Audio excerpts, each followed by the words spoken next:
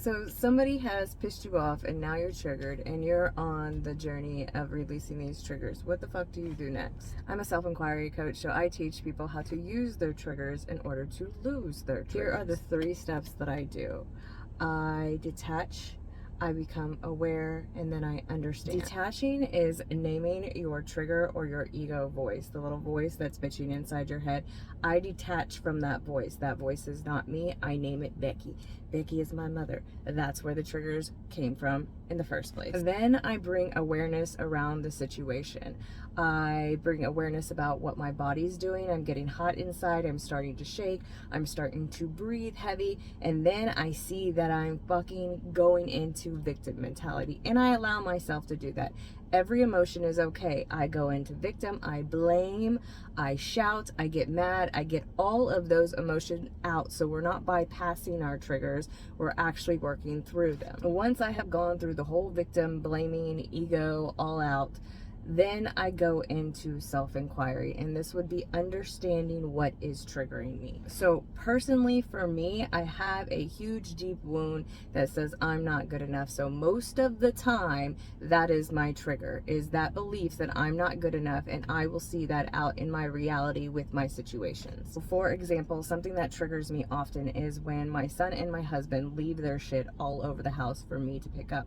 The wound is I feel like they do not value me and value my time. But what is really true is that I have allowed this to go on in my life because I tend to take care of things like that all the time. Once I realized that I allowed this in my life, that gave me the chance to take responsibility for it and to find evidence of the opposite. Of course, my child and my husband value me and value my time, but they are caught in a cycle and a habit of just throwing their clothes down. They unconsciously do it because mommy comes and picks it up all the time. But there is still a problem at hand. There is a problem where there's stuff left all over the house and I don't like it and I'm not able to set the boundary. So I decide what I'm going to do. Am I going to sit down compassionately and have a talk with my husband and son and say, hey, you need to be more aware of this, and remind them of it? Or am I just going to leave their stuff out and just be okay with that, and eventually they'll pick it up?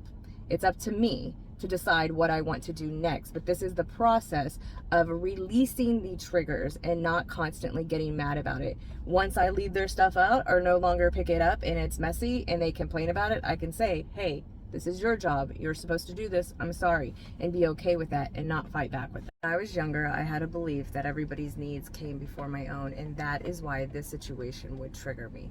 So what I did was detach from the voice. It's not me. Then I became aware of what was really triggering me and allowed myself to become that victim and let every emotion out. Then I took responsibility for my part in the trigger. And then after that, I set a boundary and understood where it came from. This is how we release our triggers. And over time, you do this over and over and over with each trigger, then you get less and less triggers. That's why you use your triggers to lose your triggers.